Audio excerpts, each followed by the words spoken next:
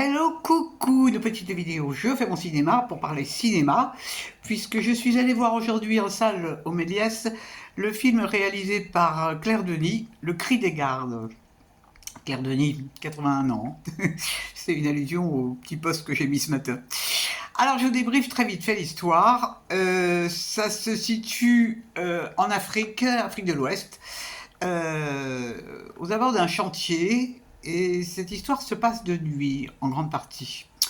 Et on va voir un trio un peu particulier, enfin, plus qu'un trio, parce qu'il y a la femme aussi. Un monsieur vient aux grilles du chantier, parce que le chantier est entouré de grilles avec des gardes ces gardes s'échangent des messages pour dire que tout va bien le long des nuits. Et donc ce monsieur vient réclamer au chef de chantier le corps de son frère qui est mort, paraît-il, d'un accident de chantier.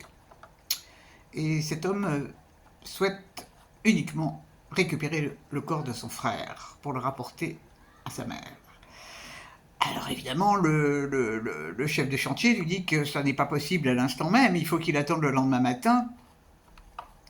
Et donc on va assister pendant des heures et des heures aux échanges entre ces deux hommes.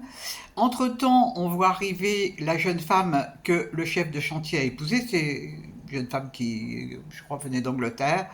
Alors, qui fait un peu tâche dans le paysage parce que, bon, un chantier dirigé par des blancs avec en pleine brousse, et cette jeune femme arrive avec des talons aiguilles hauts comme ça va être un symbole, ces talons aiguilles d'ailleurs, on va lui faire remarquer.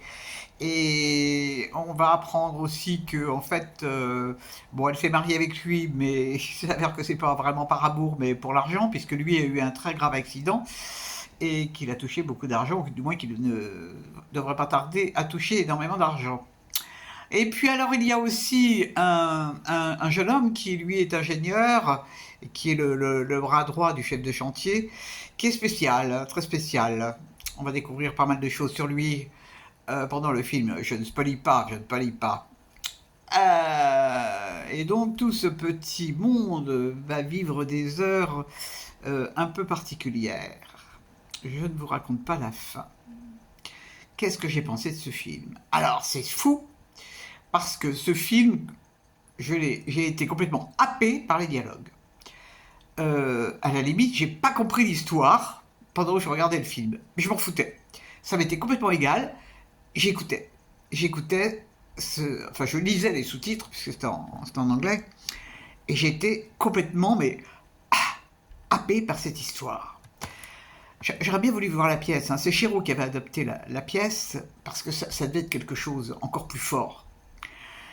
Et vraiment, bon, c'est en sortant du cinéma que j'ai un peu repensé à tout le film, qui explique pas mal de choses sur le colonialisme, sur le pouvoir.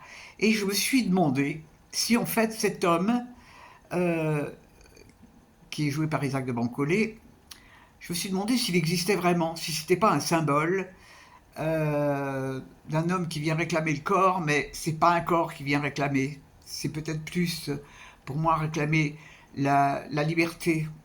Bon, c'est mon interprétation, je ne garantis rien. Et ce que représente cette jeune femme aussi, complètement à côté de la plaque, est-ce qu'elle représente le monde moderne, décadent, sans profondeur? euh, Vraiment, alors, c'est très très bien filmé. Bon, il y a des choses que j'ai pas compris.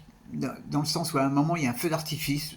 Bon, c'est vrai que le mari dit à sa femme ils vont faire un repas fabuleux, qu'ils vont faire un feu d'artifice pour fêter son arrivée.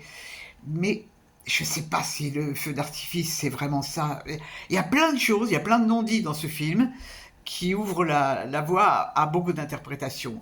J'aime bien les films comme ça qui permettent de réfléchir à des tas de choses. C'est pas psychanalytique du tout là, hein. Pas du tout. Mais vraiment, ben, je suis contente de l'avoir vu parce que j'ai été tellement happé pendant tout le film pourtant il n'y a pas d'effets spéciaux, rien, hein, c'est beaucoup de dialogue, que c'est rare. Et j'aime bien ce genre de film qui me remue. Et c'est vraiment été ouf, remué par ce film. Les acteurs sont excellents, vraiment. Et puis, je me répète, mais ça fait réfléchir à des tas de choses. Qu'est-ce qu'il en est maintenant du colonialisme? Mystère. Ça n'est certainement pas complètement terminé, tout ça.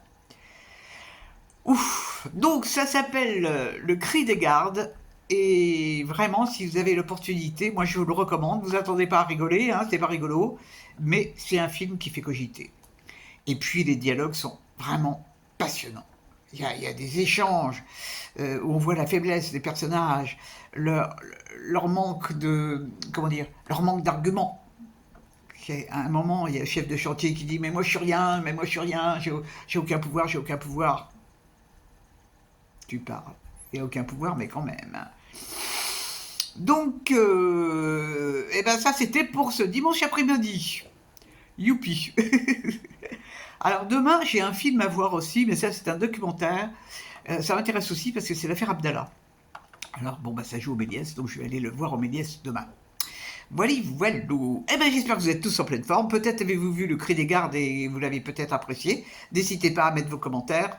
C'est toujours un plaisir d'avoir des commentaires sur les vidéos. Voilà, voilà.